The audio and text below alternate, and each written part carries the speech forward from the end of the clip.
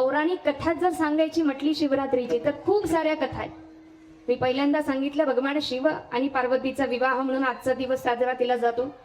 त्यानंतर अजून एक कथा अशी आहे की ज्यावेळी समुद्र मंथन चालू होतं त्या समुद्र मंथनामध्ये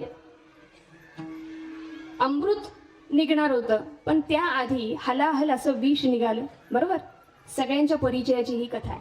आणि ते विष सगळीकडे पसरायला लागलं आणि ब्रह्मांडामध्ये या विषाचा वाईट प्रभाव होऊ शकतो असं सगळ्या देवादिकांना वाटू लागलं. आता काय करायचं काय करायचं काय करायचं.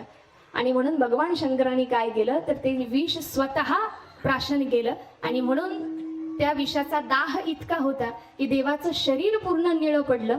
पहिल्यांदा कंठ निळा झाला आणि म्हणून तेव्हापासून देवाला नाव पडलं नीळकंठ. बरोबर, समुद्र मंथनामधून. मग त्यावेळी ते विष प्राशन केल्यानंतर रात्रभर देवानं जागरण केलं.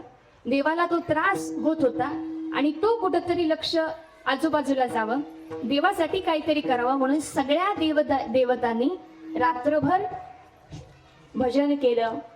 त्यानंतर नृत्य संगीत ह्या सगळ्या गोष्टी रात्रभर झाल्या. आणि अशा अर्थाने ते एक उदाहरण आहे.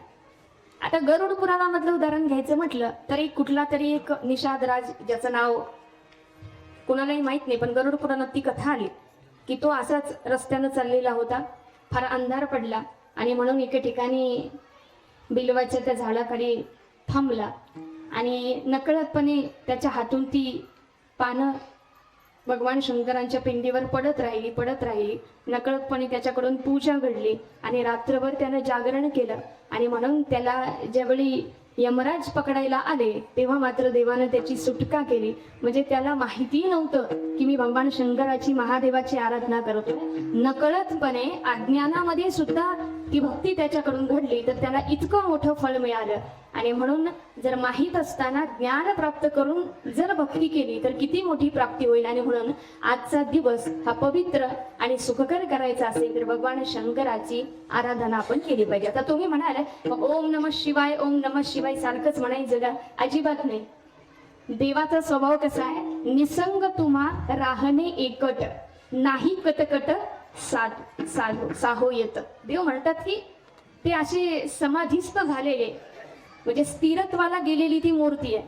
त्यामुळे सारखंच भजन केलं तरी ते त्यांना सहन होणार नाही. ते म्हणतात जे काही करायचंय ते फक्त अंतःकरणापासून करा आणि त्या सुखाची प्राप्ती भगवंताची प्राप्ती झाल्याशिवाय तुम्हाला राहणार नाही. आणि म्हणून त्यासाठी नात्र्यांचा आजचा जो अभंग आहे, नात्र्यांचंच एक गोड प्रमाण आहे.